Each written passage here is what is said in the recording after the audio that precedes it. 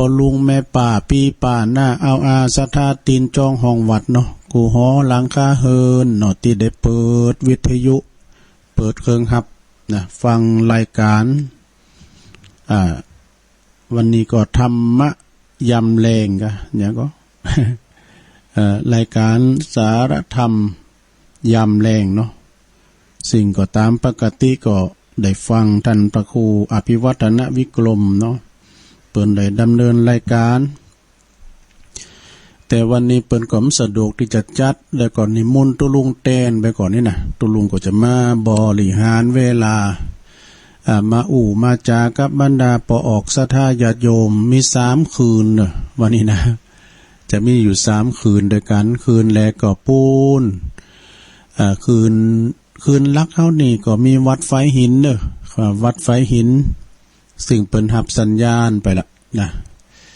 แล้วก็คืนวัดพระบาทอุดมเมืองฝางโดย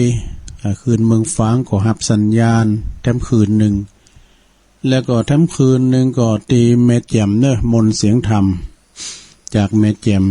มี3 คืนด้วยกันเนาะวันนี้ดูต่างโทเนอะ96เปิ้นจะเปิดแต่เปิ้นปรับปรุงเนาะปิดปรับปรุงอาจารย์พระครูเปิ้นก็ไปพุ่นเอาศาลาไปปะไปแปลงหยังหลายอย่างไปตึดหูโหอันมันเปิงแอนะหลายอย่างด้วยกันวันนั้นก็วันนี้ก็เลยมีอยู่3 คืนลักใหญ่ๆก็ไปไกลอยู่เนาะแล้วแต่ว่าการเอาเปิดสายนี่ดูต่างกะแต่เก่า6มีนะดูต่างเปิดสายวันสายมันจะวางมันจะอย่างเงี้ยศรัทธาวันนี้แบ่งพาขึ้น2 อย่างเนอะตอนที่เนี่ยจะยองไปก่อนเนาะตอนที่ตะเตทำเนี่ยจะลาวอ่ะ อันเอาใจกันเนาะแปลงใจหาการศรัทธาญาติโยมทั้งหลายวันนี้ก็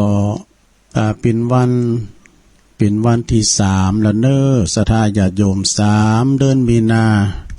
วันนี้งานสำคัญหลายตีเนอะมีงานหลายตีแต่ก่อนอื่นนั้นก็ขอบคุณครับท่านพระอาจารย์ท่านพระครูอภิวัฒนวิกรมที่เปิ้นได้อนุมัติกับตุลุงได้มาแตนเนาะบริหารเวลามามาจากับศรัทธาโกจะงอมจะเงากันนี่นะเปิ้นบัสะดวกจัดแล้วก็แปลงลายมาให้ตุลุงตุลุงแตนกันนี่นะตุลุงก็วางพอดีเนาะนะก็เลยเข้ารายการใจจดใจจ่อเขาออกได้เจ้ามาละ มามาจากันเนาะมีนาสาระมีพองแต่พองลินพองตามสไตล์ของตุลุงไปเนาะความมุ่งมั่นความตั้งใจของท่านผอ.ผู้อำนวยการสถานีวัดปากตั้งเจริญเขาเนี่ยนะท่านพระครูอภิวัฒนวิกรมก็มีความตั้งใจเนาะที่จะคือศรัทธามิตรหลักแฟนธรรมไหมเนาะที่อยู่ไกลฟังให้มันชัดเจนนี่นะเปิ้นก็ไปแปลงตั้งเคืองห้องสูงโดยแล้วก็ศรัทธาญาติโยมก็จะได้ฟังชัดเจนขึ้นมาแถมมีกันเนาะกันได้เปลี่ยนเคืองส่งใหม่ซ้ำแจวเนอะศรัทธาทะลุพระเมืองเถินบุญเนาะ ฉะนั้นพระจ่าให้จะห้อมก็ยังมีเวลาอยู่เนอะศรัทธาไปถึงเดือนเมษาปุ่นนะอยู่ที่ตุลุงเนี่ยทำลายซองเนอะที่เปิ้นหอมเคืองส่งนะเคืองส่งซ้ำรองเนี่ยตุลุงก็ส่งไปปิ้นละหลอกส่งไปเข้าแล้วนี่เปิ้นก็ย้ำอ่านซ้ำตัวเนอะส่งไปยามมือปอเล่งนั่นลงกิติวงศ์เขานั่นลายปันก็มี2-3 ลายเนาะ ลายลอยก็มีลายนะก็เพิ่นก็ได้อ่านซ้ำก็แล้วแต่อ่านซ้ำก็แล้วแต่ถือว่าตุลุงอ่านแล้วเนาะหรือว่าจะอ่านซ้ำทำก็ดีก็พระตุลุงก็ดีพระไผก็ดีครูบาอาจารย์ที่เปิ้นจัดรายการนี่ก็อันนี้อีเมจะห้อมเคิงสูงเนอะอีน่ะเขียนจื่อเขียนเสียงเฮแล้วก็วงเรียกว่าทำบุญเคิงส่งสำรองเนาะถ้าว่าทำบุญการน้ำกาไฟก็ทำบุญการน้ำกาไฟสถานีอีกดังนั้นก็ขอบอกเอิญเชิญชวนพี่น้องศรัทธาญาติโยมเนาะเวลามันก็เริ่มหลายแล้วมีนาแล้วก็เมษาแล้วเนาะจะได้กอดตามเขาตุลุงขอพาธนาเนาะไข่มันได้เคิงส่งใหม่นะกั้มนั้นมันจะทะลุถึงในลำเลยเนาะ ฟังชัดเจน ฟังไปถึงไหนถึงเบาบทโตไปถึงขามดอยนางแก้วขามดอยโหโทขามดอยขุนตาลเนี่ยฟังไดโมด้วยนะมันเป็นยาใจเนาะศรัทธาญาติโยมอาหารใจอาหารกายก็ข้าวน้ำโภชนะอาหารกายเฮานี่นะอาหารใจก็อีกธรรมะสาระยังต่างๆครูบาอาจารย์โอ้ยภูมิปัญญาตีครูบาอาจารย์เปิ้นได้มาออกรายการนะมาออกรายการมาเทศน้ำเทศธรรมไปสันสันนัดตั้งใดเทศธรรมพื้นเมืองมรดกธรรมกาหรือว่าบรรยายกาเนี่ยมีแผ้วเขาจ่อยเขาซ้อมีสัปปะมีตึงคารวัตญาติโยมไปหาตีไหนแต่ก่อนเขาจะฟังนำฟังธรรมต้องไปวัดไปว่าเนาะเดินจีปีใหม่กินเข้าวาสาออกวาสาเจนจะได้ยินกันไปฟังเทศฟังธรรมกันบ่เดี๋ยวนี้ฟังได้ตลอดเวลาเนาะจะฟังเสียงสดจะฟังเสียงแห่งก็ได้กันเทศเขาก็ดื่มได้ใส อยู่ตั้งบ้านฟังทุกอิริยาบถสี่จะนั่งนอนยืนเดินฟังได้หมดศรัทธาญาติโยมหรือว่าไพปะครูบาอาจารย์ตุนได้ก็ดีโอ้พระครูสมศักดิ์พระครูนั้นพระครูนี่จะได้หอมกากันเทศกันทำพระเอาลักนี่น่ะเนาะก็หอมกันไปหอมเปิ้นก็ไม่ใช่วามจังเนาะศรัทธาญาติโยมทั้งหลาย แต่ใครรุ่นหอมนี่ก็ใครหอมเครื่องสูงพี่นะเครื่องส่งสำรองนั่นนะสาธุขอให้มันได้เด้อก่อนปีใหม่เมืองนี่นะเนาะมันจะโมนมาน้ำจาดหนักแหละศรัทธาตัวลุงตามปกติแล้วในสอบฟังนะฟังทุกรายการครูบาอาจารย์เปิดมาออกว่าอันจะเป็นญาติโยมก็ตามฟังสไตล์เปิ้นอู่ฟังเปิ้นอู่เปิ้นจ้าฟังเปิ้นเตดนะสับเตอเฮาก็มาปิ้นตัวอย่างเฮาพองเนี่ย พระพุทธเจ้าเพิ่นได้ตรัสไว้ว่าสุสังละพะเตปัญญังฟังโดยดีก็ยอมเกิดปัญญาเนาะปัญญาเกิดจากการฟังเนี่ยศรัทธาญาติโยมจะได้ฟังชัดเจนก็อยู่ที่หมู่เฮาทั้งหลายเนาะช่วยกันออกปัจจัยเล็กๆน้อยๆเพราะว่าของของเฮาเนี่ยมันของส่วนรวมของหน้าหมูเด้อเนาะของหน้าหมูเดี๋ยวนี้ก็ขนาดเปิ้นแป้งคอมแล้วก็แป้งอันนั้นอันนี้นะเครื่องต่านเครื่องหยังน่ะแล้วก็เสียงดีมาอ่ะ เครื่องเสียงดีมาได้ยินชัดเจนมาเนาะฉะนั้นก็ขอขอบคุณเนาะกับครูบาอาจารย์ที่เปิ้นได้ช่วยกันรุ่นช่วยกันนั้นได้ประชาสัมพันธ์เกี่ยวกับเครื่องส่งสำรองเฮาเนาะตุลุงก็เป็นทำกับบอกเสียงหนึ่งที่จะได้ช่วยกันเนาะก็ยังมีทำอยู่อันที่เปิ้นนั้นเนี่ยเปิ้นทำได้ยินก้า เปิ้นทำได้ยินแต่ประกาศเดี๋ยวนี้ก็เดียวกับประกาศเนาะเพราะว่าเก่าสิพกเพิ่นดังนะ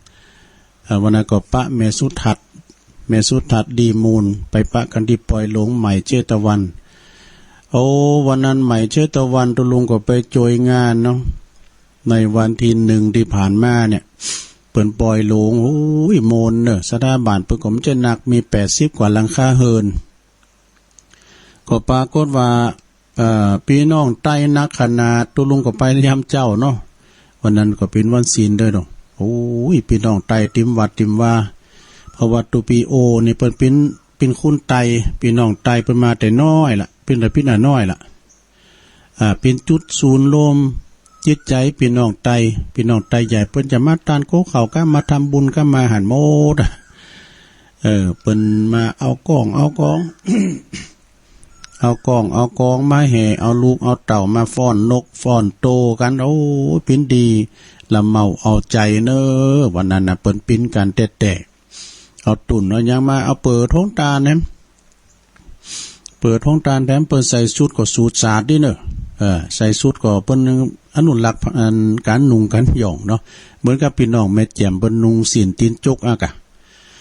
อันนี้ก็เหมือนกันน่ะว่าหญิงว่าชายเปิ้นก็นุ่งชุดชนเผ่าของเปิ้นน่ะเนาะแล้วก็เปิ้นก็โหมกินโหมตานโตยนี่น่ะเวลาเปิ้นฉันเพลแล้วก็เลงโฮงตานแล้วตอนบ่ายมันก็ทยอยปิกกันว่ะนะพี่น้องไตนะมันกูไผกูมันลูกไผแม่มันก็ทยอยปิกกันนะ และแรงมาแล้วก็โคตรตานโหวัดก็เข้าโคตรตานเจ้าบ้านพี่น้องเจ้าบ้านก็เข้าฟ้อนก้าลำก้านี่ย้อนยุคกันนี่เพิ่นจะมีน่ะนำหน้าโคตรตานมาน่ะจุนว่าตุปีโอว่าขอเมตตานะมันหลายคณะเนาะเอาคณะไหนให้รอบนึงก็พอไอ้น่ะมันจะแรงจะคำลำไปมันมีหลายคณะโลฟ้อนก็มีกองมองเซิงก็มีฟ้อนปูจ้ามหยังก็มีฟ้อนดาบฟ้อนเจิงมีหมดนะย้อนยุคก็มีปรากฏว่าไปได้จบกันสักกรรมหมอกซุ่มซิมนี่กะหมอก6 โมงปลายนี่ก็ฮะหม้อแปลงไฟกลางบ้านระเบิดให้ว่านั่นมือตึงในวัดตึงนอกวัดไปเย็นยังได้สักลายโคตรตานกับลังหำกันมานี่เนาะก็มากันตึงมือตึงดำนะกะฟ้อนก็ไม่ได้ยังก็ไม่ได้เยี่ยมหนังก็ไม่ได้สักอย่างเก่าเครื่องก็ไม่ได้จะเย็ดจะได้ ก็เลยเอาเตียนมาตามตัวลุงก็ไปซอหาเตียนในสลาก็มาตามนี่เนาะขนาดตามเตียนสุมมือแต่เพิ่งก็ยังมาหอมก็อยู่นะ ยังมาหอมก็อยู่ท่านมหาอดุลเนาะเปิ้นก็นั่งตัวลุงน่ะแม่น้อยทั้งเนาะแม่น้อยก็นั่งตัวกันช่วยกันเฝ้าหีบไว้นี่เด้อไปเมื่อไหนกันเด้อ คนนั้นนั่งเฝ้าก็แต่พันนินตีน้อยเขาสาโคตานก็มาโลตัวเยี่ยย้ำได้จักกรรมถึง2 ทุ่มปลายตุลุงก็ปิกวัดได้แหละ2 ทุ่มปลายก็ปิกมาวัดพระธาตุดอยน้อยเฮ้กะต่อจากหันมาก็แถมวันหนึ่งวันที่2เนาะวันที่2ก็ขึ้นแล้วนี่เนาะว่าเนี่ยก็เลยไปจอยงานออกเมนพระราชทานเพลิงศพวัดบ้านกล่องในประเดชพระคุณท่านหลวงพ่อเจ้าคุณพระโสพลกิติธาดาซึ่งเปิ้นเป็นอดีตรองเจ้าคณะจังหวัดละปูนอดีตเจ้าอาวาสวัดบ้านกล่องโอ้คุณก่อนนักก่อนลายเนอะ พระศาสตร์เปิ้นก่องงามสถานญาติโยมทั้งหลายสถานตีก็ที่ธาตุกุฏนะธาตุกุฏโอ้คุณก่อนนักก่อนลายมันคือละลายต่ำบุญเปิ้นมาฟังเทศน์ฟังธรรมกันนะครูบาอาจารย์สังฆะก่อนนักเผื่อว่าเปิ้นเทศน์สักหมอกกึ่งหมอกกลางตัวลงก็ปิกมาให้ก้ามเนาะหลานก็ส่งปิกมากันเดียวก็จะได้ไปทั้งเหมาะสถานเนาะออกรายการจบรายการแล้วก็เดี๋ยวก็รถจะมาหับก็จะไปแถมนี่ก็แต่แต่ปิ้นวนไปถึงวันนะเมื่อค่ำยามคืนเนาะไปช่วยกันแล้วก็ไปช่วยกล่าวพองเนี้ยพอง จากนั้นไปอยู่ตั้งหิมไก่หิมวัดบ้านกล่องก็ไปกินแป้ตานกันเนอะไปปูจ้าโลไปปูจ้าฟืนไปปูจ้าผาดไตรนะไปรวมตามบุญในงานออกเม่นพระราชทานเพลิงศพเพิ่นจะได้พระราชทานในวันที่7มีนาเนาะเป็นวันพระราชทานเพลิงศพก็ย้ำลายละตีลายคืนอยู่กับปากันไปเนาะต่อจากนั้นก็วันนี้ก็เหมือนกันเนื้อศรัทธาญาติโยมเจ้าตุลุงก็หันเปิ้นถ่ายทอดสดออกมานะที่วัดพระพุทธบาทผาหนามเนี่ยโอ้วันนี้งานเป็นผ่าคลองครูบาเจ้าเขาปีอภิชัยเขาปีน้าแน่นแต่เปิ้นแห่โคตานกันเปิ้นแห่กันแห่ตุนเงินตุนทองกันหนักหนาป้าป่านล้นหมื่นก้าคุณนะเนาะ โดยเฉพาะกับพี่น้องชนเผ่าปากยอเนี่ยเปิ้นเหนียวแน่นแต่ตึงยิงตึงใจแห่หามโคตานกันในปุตโตปินอึกขลึกอึกนาเนอะศรัทธาญาติโยมทั้งหลายโอ้คุณหลงคุณหลายแต่ตุลุงกับเล็มได้ไปสักกรรมทีแรกก็ว่าจะได้ยาสองใจสองคอวันนั้นก็ไปตีศพของครูบาสานุเนาะไปปิ้นเจ้าปอนท่านอาจารย์ท่านพระมหาวิษณุก็ตุลุงยองมาปั่นปอนแตนกามเสียงผมบ่ออกแล้วก็ไปปั่นปอนโอ้เปิ่นมาตานกันก่อนแล้วก็ครูบาดอนเนาะเปิ่นก็มาตานโปมนั้นปั่นปอนเรียบร้อยสะทาดแต่กันยะไปถ่ายรูปพองยังพองพระศาสตร์เนาะครูบาดอนเปิ่นก็มาโอ้นิมนต์ตุลุงแถมตนเนาะวันที่3นะก็ครับเริ่มได้ไปพุทธกรรมนครสุมาด้วยเนาะเริ่มได้ไปสักกรรมก็แต่มันได้ไปก็เหมือนไปเนาะหาในเฟซเปิ้นถ่ายทอดสดมานะโอ้คุณหนักคุณหลายได้แต่เปิ้นหามครูบาเนาะหามครูบาเขา วันนี้เพิ่นเป็นผาครองครูบาเจ้าเขาปีที่วัดพระบาทผาน้ำเนาะเมืองลี่เนาะแล้วจากหันไปมื้อนั้นกะวันที่วันที่6 7 8เนี่ยก็มีประเพณีทำลายตีก็เดี๋ยวก่อนนี่ทำตีแล้วน่ะวันที่4พวกนี้นะวันที่4พวกนี้ก็ประกาศไปได้หน่อยนึงเพราะว่ามันจะถึงแล้ว4มีนานี่ก็ที่วัดป่าสร้างน้อยเด้อ วัดป่าสร้างน้อยนี่ตั้งอยู่ในตำบลบ้านแป่นอำเภอเมืองจังหวัดลำพูนเพิ่นจะมีงานสรรสลงทรงน้ำอาทิถาดแล้วก็สมณรูปเหมือนของครูบาสุขหรือว่าครูบาบวรสุขบดเนาะอดีตเจ้าคณะอดีตนั้นเจ้าวัดป่าสร้างน้อยเนาะครูบาเฮาเพิ่นจะมีสรรสลงทรงน้ำแล้วก็เพิ่นจะมีงานกลางวันพวกนี้บ่มีแข่งกองโลงด้วยนะมีแข่งของโลงตัวก็ไปกินเป็ดตาลกันเด้อที่วัดป่าสร้างน้อยเนาะแล้วทำวัดหนึ่งอันนี้ก็วันที่4เหมือนกันนะเพิ่นทำบุญครบรอบ9 ปีในการตั้งสำนักสงฆ์วัดไล่บกบงสำนักสงฆ์โทกมามือนะสุมาเด้อโทกมามือโทกมือนะโทกนั่นนะมันปิ้นติดตึบตีเนี่ยแน่นหนาแล้วมีน้ำออกให้กันเนาะอย่างน้ำจำแม่นนะสะทาแล้วมันมี9 มือเนาะอย่างสันต้นมือแยกะนะ9 มือนั้น9 โลงเลยนะเปิ้นก็ว่าโทกมือ เปิ้นแปลงสำนักแปลงวัดมาก็เป็นเวลา9 ปีแล้ววันผูกนี่เปิ้นก็จะมีสืบชะตาโลงแล้วก็จะยกยอดชัดยอดจอฟ้าเจดีย์ศาลาวิหารนะเปิ้นจะมีสืบชะตาโลงโดยนะเปิ้นก็มีแข่งงานบอกไฟสเปว่ะแล้วเมื่อคืนคือมีแผ่วโมยมาว่าหั่นมีพระมวยปุณมีย้อนยุคคณะรวมดาว2010อีโดท่านสารวัตรถนอมเนาะท่านสารวัตรถนอมเป็นได้บอกมาเนาะเดี๋ยวกันเนอะหลวงพ่อเปิ้นมานี่ก็เดี๋ยวแป๊บเดียวนะ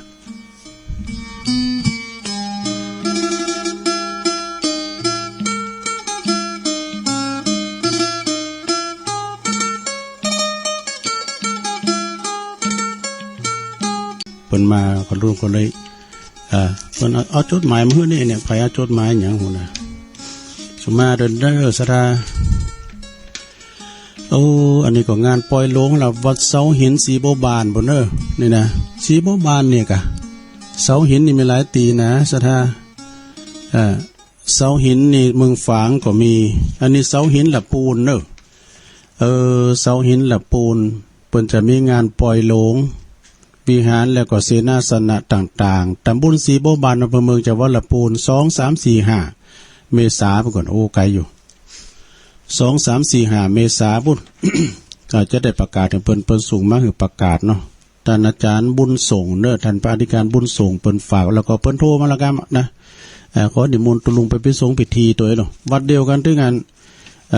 ท่านอาจารย์เอกพลจุตินทโลนักเทศชื่อดังของลำพูนน้ำตุนนึงเนาะค่อยประกาศพอใจมันดีไอ้ก็ว่าหลวงพ่อมายื้อไงสุมาเนสราเด้อเจ้าว่ากันถึงไหนนี่เดี๋ยวกันเนอะศรัทธาญาติโยมทั้งหลายวันที่4เนาะศรัทธาญาติโยมเพิ่นก็มีการมีงานที่สำนักสงฆ์โทกมามือมันตำบลเดียวกันน่ะวันพุกในตุลุงก็ได้เป็นตัวแทนหลวงพ่อไปเพราะว่าหลวงพ่อเปิ้นจัดเต้โฮง เปิ้นจัดเต้โฮงหน่อยหลายหลังสำนักงานก็จัดเต้ขอเจ้าบ้านมาช่วยกันแล้วก็สลาด้วยก้อยแกะก้อยหยังเอาดินหยังออกเพราะว่าเปิ้นจะแปลงโฮงเปิ้นไฟใหม่โฮงเปิ้นศรัทธาญาติโยมทั้งหลายอยู่มใดดำหมดศักดิ์สิทธิ์เด้นะโอ้ยน่าบุญพระธาตุอันศักดิ์สิทธิ์อยู่แจ้นบุญนะศักดิ์สิทธิ์แต่กะกันเปลวไฟเลขึ้นตำบลในเมียกันมันบุ่มไหมนะที่วัน11 กุมภาพันธ์ที่ผ่านมาเนี่ยเพราะว่าอันเนี่ยกะอันไฟฟ้าและลัดวงจรเนาะกันมีน้ำโบกปาหน้ากุฏิน้อยตุลุงในร่มเมียมาเปิดน้ำก๊อกในจอกในบทใดมันจะดับ สลาก็มามุดเอาไปบ่รู้ป๋าตุลุงนี่พีชีพจะหลายตัว ถ้าดัดติดไปพ่องนะมันดับกับวันนั้นก็นำโบกป๋าตุลุงนั่นแหละเนาะก็เลยใจไม่ได้แล้วกุฏิหลวงพ่อน่ะมัน2 เตือแล้วนะเขาแล้วนี่ก็เตือนึกว่าหลวงพ่อว่าก็เลยจำเป็นต้องมันเสียขวัญไปแล้วเลยต้องเตะแต่ไม่ได้เตะด้วยนะเตะเดี๋ยวนี้ก็เป็นอาหารปลูกมั้งกะเปิดสวดถอนไว้แล้วแต่ว่าจะเตะลังน้อยหมู่นะฮะแต่แป้งทับหมู่ลังน้อยนะกะวันพุธนี้ก็จะเตะวันนี้ก็ถอนเมื่อเราสวดถอนแขวครูบามหาเทระ4 ตุนนั้นมาสวดถอนแล้วหรอผู้ก็จะได้เตะสะอันเตะกุฏิน้อย3 หลังกันนะแป้งหลังเดียวดูเสียสละขนาดน่ะพาน้อยก็ได้ไปนอนห้องโล่งหมดอ่ะศรัทธาญาติโยมทั้งหลายเนาะก็เลยจะได้ไปเตนหลวงพ่อวันพุธนี่นะพิสงพิธีแล้วก็เอาศรัทธาไปตานที่วัดโทกมือเนาะเด็กก็ประกาศในทำการหนึ่งมันไก่มาแล้วเนาะ4 5 6 7 8เนอะงานเดิน6 ปิ้งนี่มีหลายวัดเนอะ6 ปิ้งนี่มีหลายวัดแต่นะก็มีวัดบันปางวัดบันปางนี่เปิดจะแห่โคตรตานย้อนยุคด้วยเนอะวันที่8นะ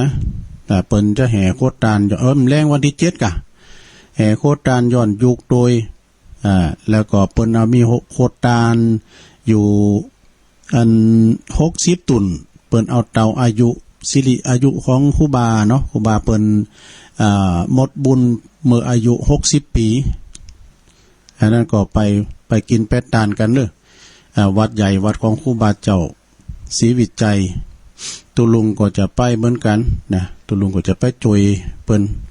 เหมือนกันน่ะที่จริงก็ตั้งวัดศิรินี่เปิ้นก็มาขอนะแล้วก็วัดห้วยการด้วยเนอะวัดห้วยการตำบลบ้านหงอำเภอบ้านหงด้วยพระครูสิริสุตตาภิรัตน์เขานะเปิ้นก็มีวันนั้น6 ปิงมาวัดดวงเหนือแถมเนี่ยดวงเหนือนี่อยู่เว้งน้องหล่องหลวงพ่อก็จะไปขึ้นบอร์ดไว้แล้วเหรอดวงเหนือก็ท่านพระครูสุตตะการตัดสุตานุกิจอาจารย์มหาเสนอเนาะแล้วก็วัดสิริมังคลาจารย์ในตำบลเดียวกันเนี่ยเพิ่นจะกินออกพยากันเนอะวันนั้นพระอยู่ที่ไหนก็ดีพระจะกินออกพยาเพื่อความเป็นสิริมงคลปาลูกปาหลานมากินออกพยากันเนอะเพิ่นจะจัดที่วัดสิริมังคลาจารย์ในตำบลเดียวกันเนี่ยนะอำเภอดอยหล่อเขาเนี่ยก็ไปกินกันงานโลมประเพณีโดยสุอันไหวสาสมเด็จยาด้วยเนาะเพิ่นมีขาโบนก็เกิดนะอันเนี้ยวัดสิริมังคลาจารย์เพิ่นจะมีพิเศษมากก็คือกินออกพยาด้วยเนาะแล้วก็ทั้งวัดนี่ก็วัดป่าหกฟ้าเนอะอันนี้ก็อยู่อำเภอเวียงหนองหลองเหมือนกันอยู่คนละหลายปิ้งทั้งวัดประทาดโดยน้อยหันหลังคาหันเจดีย์อยู่วัดป่าหกฟ้าก็เมตตาบารมีธรรมหลวงพ่อพระครูสุนทรปัญญาลัตน์เจ้าคณะตำบลหนองโยงเจ้าอาวาสวัดป่าหกฟ้าเปิ้นก็จะมีการทำบุญทรงน้ำพระธาตุครูบาเจ้าอุ่นเมืองเนาะครูบาอุ่นเฮิรนกะครูบาเจ้าอุ่นเฮิรนเปิ้นก็มีมาเมินละปีนี้เปิ้นจัดนักเกินเนอเปิ้นจัดนักเหมือนกันวัดป่าหกฟ้าแล้วก็ตีปุณณเนอเมืองลีนะสำนักสงฆ์ดอยคุมเงินครูบาโตนี่เปิ้นก็จะจัดเหมือนกันมันตรงครูบาโตก็นิมนต์เหมือนกันตุลุงก็ไม่ได้ไปตีตำปุ่นไปทางผาลาดพุ่นนะไปทางตำบลนาทรายกันเนาะไปทางปวกแล้วก็ที่วัดตาใหม่อีนำเนาะ ตาใหม่อีนี่ก็เพิ่นก็จะมีงานเหมือนกันเนาะอันนั้นก็ขอบอกเอิญชวนเฮาหมู่เฮาทั้งหลายไปกินไปตานด้วยกันเนาะโอ้ก็อู่มาก็เป็นเวลามื้อเป็นครึ่งชั่วโมงวันนะสดาเดี๋ยวตุลุงจะว่าทำกันเนาะมีขอคิดทำอย่างนึงว่าที่น่าชังจริงหนอน่าจังยังเราฟังบ่เนาะที่ใดมีโลภโกรธหลงชนพื้นเปิ้นว่าชนนั้นสร้างแต่ความขัดแย้งแตกแยกว่ะแต่กะมีความโลภโกรธหลงที่ไหนนะชนที่นั่นนี่ที่หันนี่สร้างแต่ความขัดแย้งแตกแยกโลภโกรธหลงบ่มีเปิ้นป้องบ่มีปีบ่มีน้องบ่มีปอบ่มีแม่บ่มีครูบาอาจารย์ว่านุน่าจังจริงหนอไอ้น่ะความโลภโกรธหลงเอ้ยอันนี้เอามาเสริมได้เนาะต่ ต่อไปก็เอาอันนี้มาว่ากันเด้อศรัทธาญาติโยมทั้งหลายตัวลุงก็จะว่าทำปิ้นคำบรรยายเด้อศรัทธาปิ้นทำหลวงพ่อบุญปันปุญญธรรมโมวัดแม่โป่งเนอะดอยสะเก็ดปิ้นทำบรรยายปิ้นจะได้ก็ลองฟังแหละจะเตะปิ้นภาษาลาวเนาะภาษาเมืองไงกันภาษาเมืองก็จะได้บรรยายแต่บางพองเปิ้นฟังภาษาย่องบัดจางบ่ฮู้ก็เอาปิ้นว่าเอาถึง2อย่างเนาะ ถึงระบบ2ระบบ FM และ AM แห่งชามน้ำชามกันไปนะเวลาก็เหลือมหลายแล้วเวลาก็ไหลเข้ามาตุลุงจะบรรยายธรรมนี่กันเน้อธรรมะบรรยายแต่กันเป็นลำดับต่อไปณบัดนี้ นะโมตัสสะภะคะวะโตอะระหะโตสัมมาสัมพุทธัสสะนะโมตัสสะภะคะวะโตอะระหะโตสัมมาสัมพุทธัสสะนะโมตัสสะภะคะวะโตอะระหะโตสัมมาสัมพุทธัสสะปมาทะมนุษยุนจัตนติปาลาทุมเมติโนจนะติ ณโอกาสบัดนี้อาตมาภาพจักได้แสดงพระสัทธรรมเทศนาพรรณนาพระธรรมคำสอนขององค์บวรพระสัมมาสัมพุทธเจ้าเพื่อเป็นเครื่องอาภรณ์สดับสติปัญญาเพิ่มพูนเพื่อเพิ่มพูนบุญกุศลบุญญราศีให้กับศรัทธาสาธุชนทั้งหลายมีความเชื่อประสาทะความเลื่อมใสอันจะนำมาซึ่งปัจจัยแห่งการประพฤติปฏิบัติให้ถูกให้ชอบตามทำนองครองธรรมจะเป็นบุญเกื้อหนุนอันเกิดจากธรรมสวรรณใหม่จากการสดับรับฟังพระธรรมเทศนาของบรรดาศรัทธาสาธุชนท่านผู้ฟังทั้งหลายทุกคนทุกท่านชื่อว่าเป็นการขวนขวายหากำไรและก็จะได้ประโยชน์ประโยชน์อย่างยิ่งในการฟังฉะนั้นขอให้ท่านศรัทธาสาธุชนพอออกไม่ออกศรัทธาทั้งหลายจงได้มีสติสมาธิตั้งใจขันติความอดทนตั้งอกตั้งใจฟังกันต่อไปบรรดาเจ้าพุทธทั้งหลายท่านก็ฮู้และก็เข้าใจกันดีการว่าที่ไหนว่าหน้าที่ของเจ้าพุทธของหมู่เฮาทั้งหลายคือการบำเพ็ญบุญกุศลอบรมขจัดคัดเก่าจิตใจไล่กิเลส ประดุจเศษอาหารอันบูดอันเน่าติดอยู่ในภาชนะถ้วยโถโอจานที่จะต้องใจซักใจฟอกหรือใจสบู่มาชำระล้างนะฉันใดจิตใจเศร้ามองคุณมัวก็จะชำระด้วยศีลด้วยธรรมเป็นต้นว่าฮือตานรักษาศีลเมตตาภาวนาสดับฟังพระธรรมเทศนาซึ่งพระพุทธองค์ทรงบัญญัติไว้หมู่เฮาพวกเฮาเจ้าพุทธได้ประพฤติปฏิบัติสืบต่อกันมาจนทั่วทุกวันนี้ดังจะหันได้เป็นประจำนะดังจะหันการเป็นประจำว่าเมื่อถึงวันพระวันศีลนะพอออกไม่ออกศรัทธาก็จะปากันตื้อขันเข้าตอกดอกไม้นะปากันไปตั้งวัดตั้งวาทำบุญตักบาตรรักษาศีล5ศีล8ถืออุโบสถศีลไปนอนวัดนอนวา1 คืนกา2 คืนกาเพื่อฝึกกายวาจาใจให้ห่างไกลไร้กังวลอันยึด ติดอยู่ในบ้านในให้ในสวนทรัพย์สินสมบัติชั่วครั้งชั่วคราวเนาะเพื่อจิตใจปลอดโปร่งเป็นอิสระภาพที่มีอิสระภาพบ่ตกอยู่ในอำนาจของกิเลสตัณหาเกินไปการมาวัดจะได้พบวิเวก3ประการคือ 1. กายวิเวกสงบกาย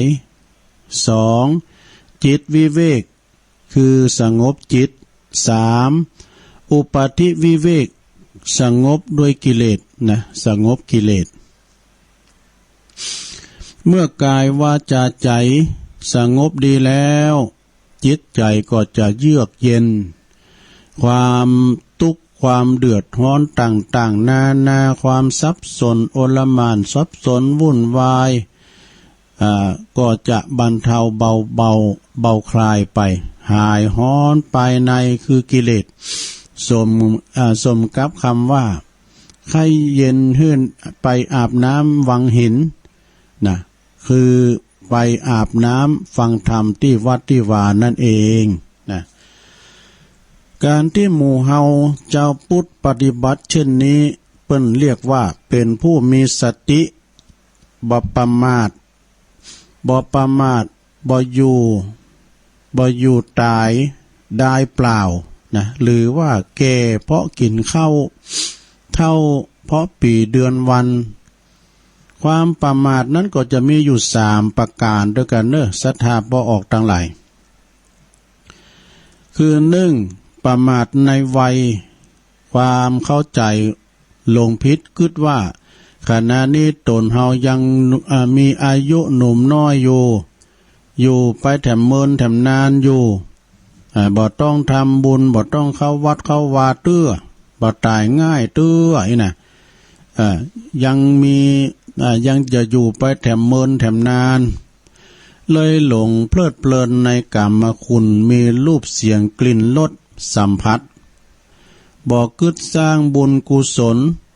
บ่ฮีบสร้างคุณงามความดีสร้างที่เปิ้งตั้งใจซ้อหาป่าไทยยังไปตั้งหน้าคือเข้าห่อรอฮื้อเท่าฮื้อแก่ฮื้อบ่ฮื้อตานรักษาศีลขาดปัญญาพิจารณาถึงอัตภาพและก็สังขารที่จะต้องล่วงโรยไปสุดโทรมไปตามกาลเวลานาทีปอหูขิงตัวปอหูซึกตัวต่างผิดต่างถูกก็เมื่อความตายมันคืบคลานเข้ามาถึงแล้วศรัทธาญาติโยมเข้าลักษณะที่ว่าเพื่อหูปอวายเพื่ออายก็ปอเท่า เพื่ออายก็ปอเท่านะผลที่สุดก็ตายไปโดยบ่ได้ประกอบกรรมดีไว้คือคนในโลกจะลึกนึกถึงตลอดถึงลูกถึงหลานเนาะแล้วก็บ่มีที่ปะที่เปิ้งไปในปรโลกบางท่านบางคนนั้นก็อยู่ดีมั่งมีสีสุขบ่ได้นึกถึงบ่คิดถึงแก้วเจ้าทั้ง3เนาะพระสงฆ์องค์เจ้าก็ดีแม้นบังเอิญไปปะกันไปปะก็บ่อยากที่ก็ยากที่จะยกมือไหว้แต่ตรงกันข้ามว่าไปยกมือไหว้คาลือหัดที่มีฐานะบทมียศถาบรรดาศักดิ์มีฐานะดียศตำแหน่งซึ่งเคยหันอยู่บ่อยๆทั้งที่พระสงฆ์นั้นก็เป็นรัตนะดวง1 ใน 3เป็นที่พึ่งพาอาศัยทางจิตทางใจเหมือนกันเพราะว่าศรัทธาเฮาบางคนก็มีมานะถือตัวถือทิฏฐิปิดบังนั่นเองทิฏฐิมาปิดบังนั่นเองคนส่วนนักนึกถึงพระพุทธพระธรรมพระสงฆ์ก็เมื่อใกล้ที่จะตายวิญญาณจะออกจากร่างกายแล้วจึงมีคนมาสอนว่า อาลาหังอาลาหังไอ้น่ะเต้ก็สอนพุทโธพุทโธพุทโธเต้ก็สอนอย่างใดอย่างเนื้อสอนกรรมฐานแต่ว่าพระอรหันต์ก็จ้อยขึ้นสวรรค์บ่ได้แน่ๆก็เพราะว่าสายเกินไปเสียแล้วนะแล้วก็ข้อที่สองนะข้อที่สองนั้นก็คือประมาทในรูปนะในรูปร่างนะคือหลงไหลในรูปทรงองค์เอวว่างดว่างามคนนั้นชมคนนี้อวดก็รู้สึกว่าปลื้มอกปลื้มใจสุขใจโดนต้นยอโดนต้นยอเหมือนจะลอยขึ้นเมืองฟ้าเหมือนจะบ่แก่บ่เฒ่าผิวพรรณเหี่ยวย่นไปก็ตามกาลเวลาเนาะเหมือนดอกไม้นะที่เต่งตูมในเวลาเจ้าเวลาเที่ยงก็เฉายามกลางวันนะเหี่ยวเฉายามกลางวันโรยโล่งโรยไปในตอนเวลาพบค่ำผลว่านะ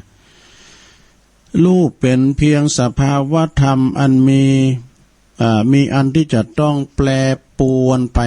นะอย่าหลงไหลลืมสติว่าจะเป็นของจีรังยั่งยืนลืมกฎแห่งของอนิจจังคือมั่นเที่ยงนะรู้ความเงียงไปมาอันนี้ก็เป็นข้อที่สามนะอย่าประมาทในทรัพย์ประมาทในทรัพย์นี่คือหลงไหลในทรัพย์ที่บัดต้องทำการทำงานนั่งกินนอนกินมีเงินมีทองมีเงินมีทองก่อนเพราะว่าไปมีเงินมีทองเพื่อก่อนนับหน้าถือตาเพลิดเพลินเมามัวเมาในความมั่งมีสีสุขของตัวเองจนลืมทุกสิ่งทุกอย่างบุญก็บ่ทำกรรมดีก็บ่ได้สร้างมีแต่มีความหันแก่ตัวจิตใจก็คับแคบไปมีกิเลสความตระหนี่เข้ามาครอบงำใจซับไปในทางที่ไร้ประโยชน์ฮือโทษทุกข์แก่ตนเอง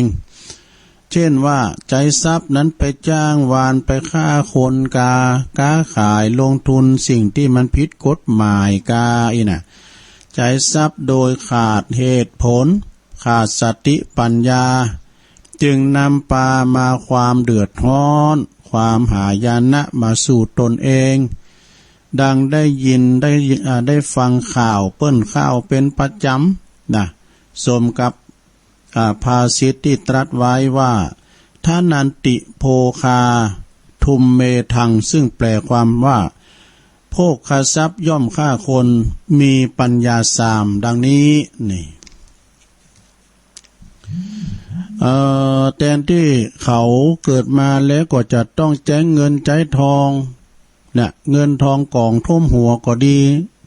แทนที่จะชุกคิดว่าก็เพราะว่าปุเพกตะปุญญาตา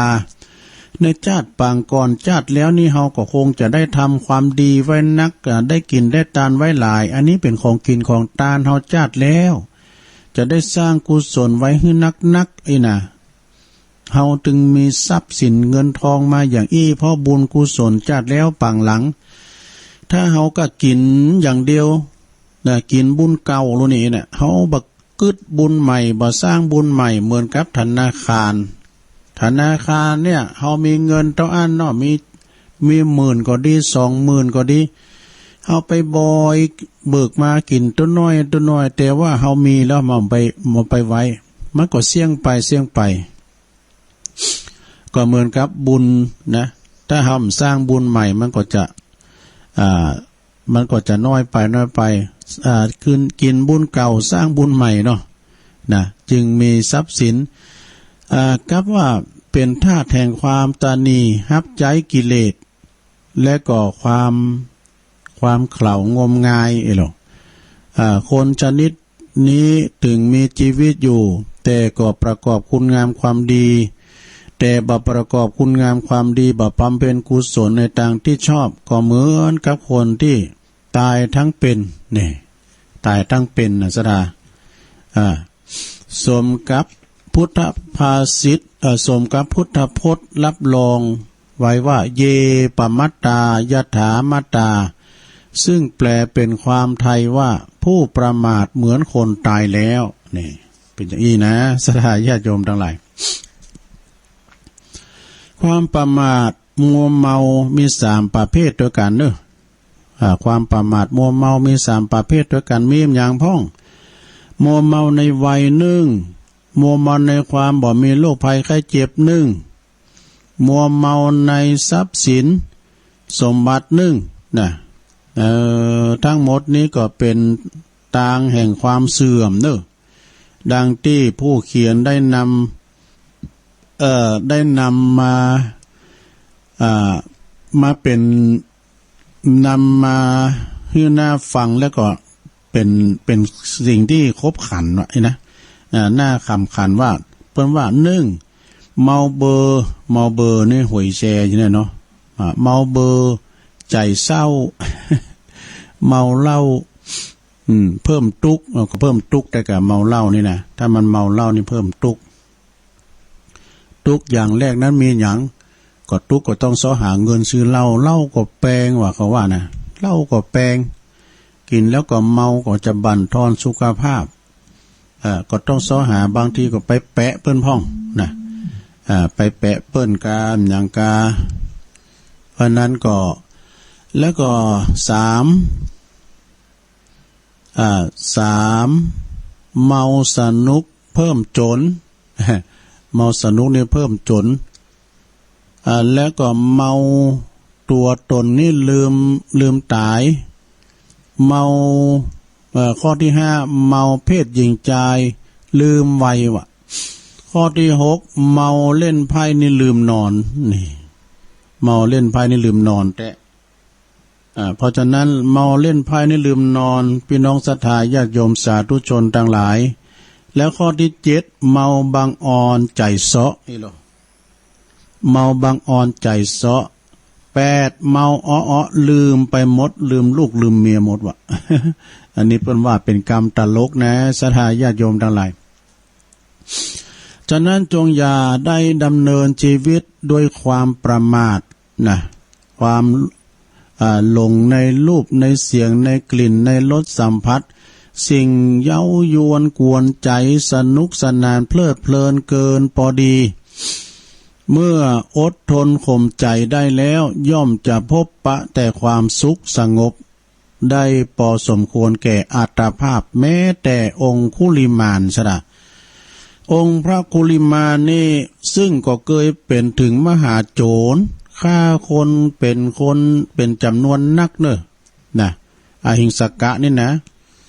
ไล่ฆ่าคนจำนวนนักจำนวนหลายป้ายหลังสำนึกความผิดของตนความชั่วดี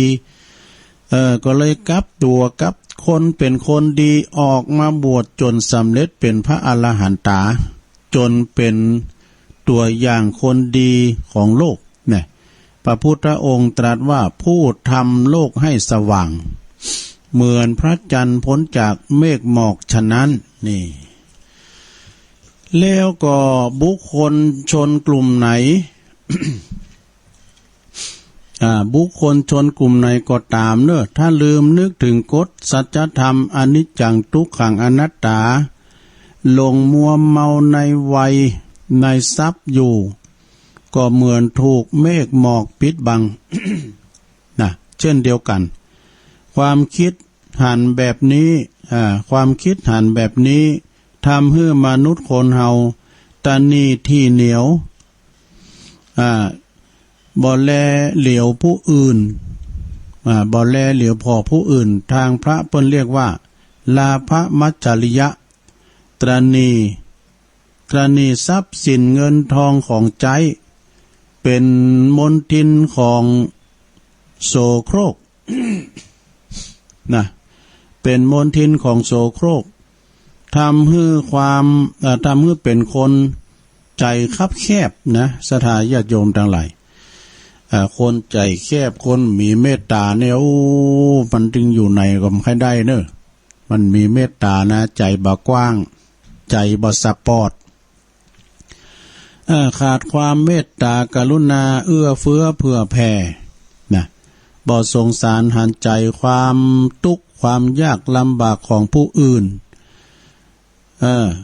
จึงบ่เป็นที่ฮักและก็นิยมนับถือของไผแต่ที่เขาจะมีความสุขกายวาจาสุขกายสบายใจแล้วก็เพราะว่ามีทรัพย์สินเงินทอง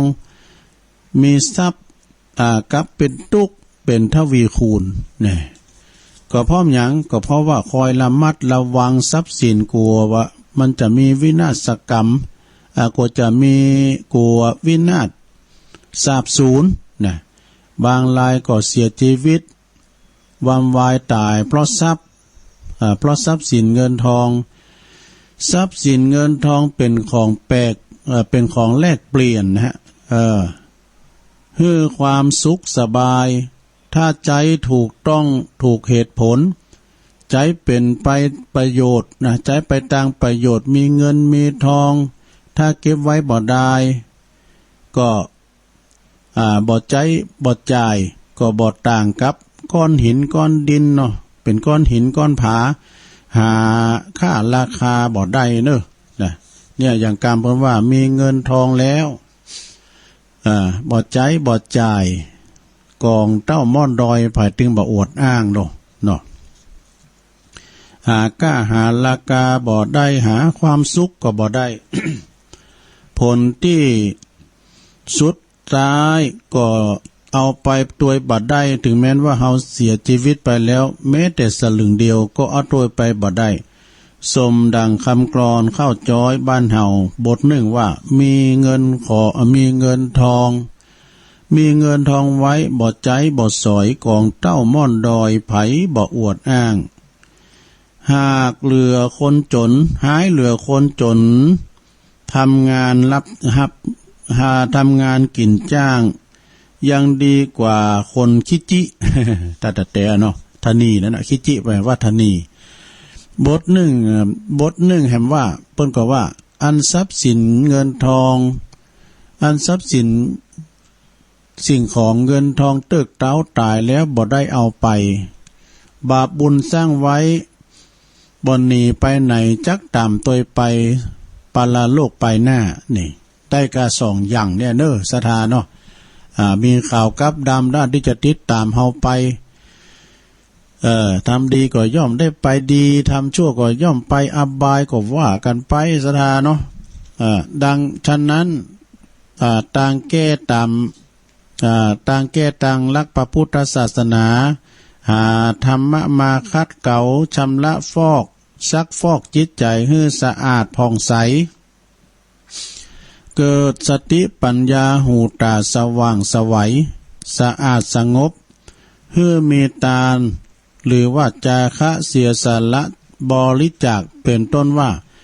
เลี้ยงครอบเลี้ยงครัวบิดอนมารดาบริวารญาติมิตรเสียภาษีอากรให้กับทางรัฐบาลทำบุญสุนทานบริจาคสร้างวัดวาอารามโรงพยาบาลตุย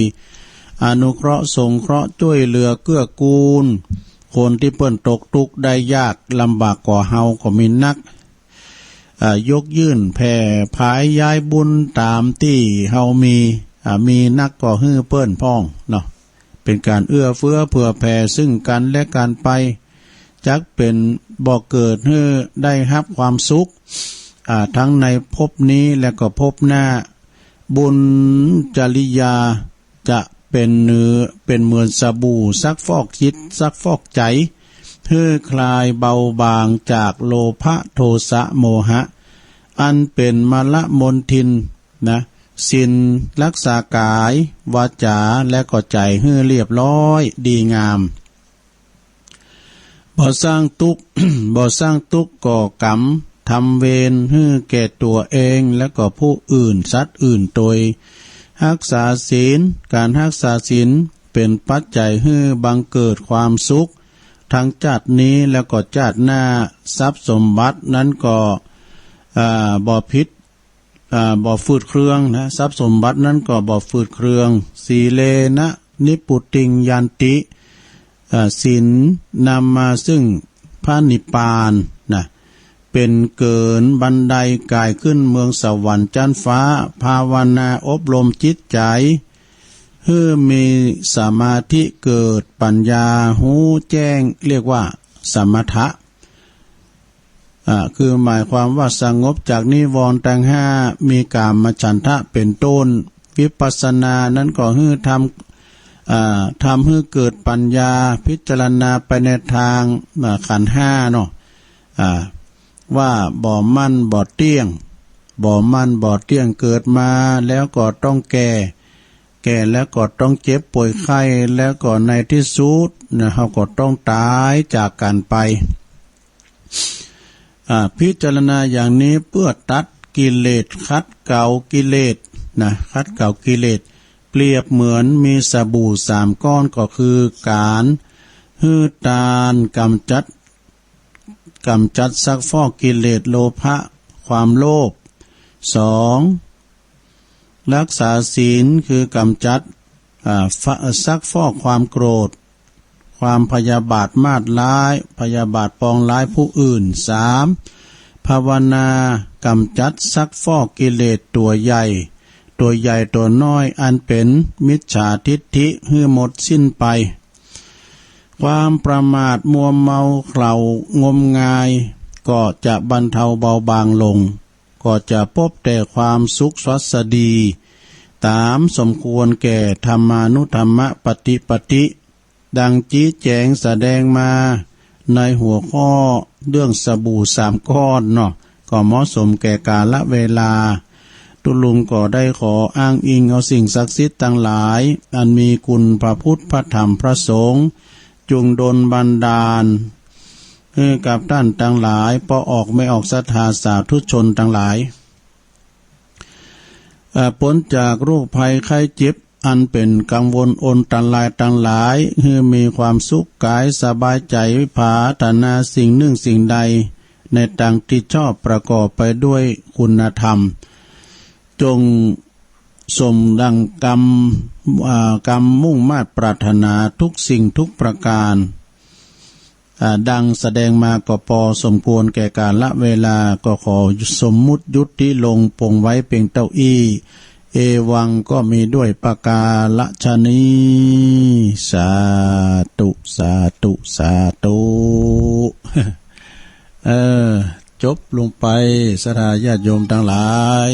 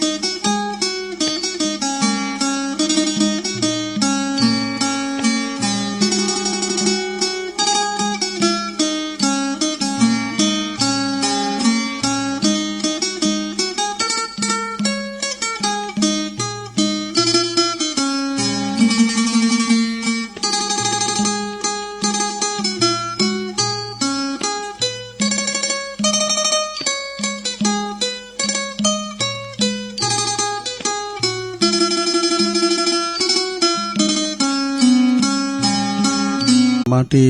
ผิดพลาดประกันไทยก็สู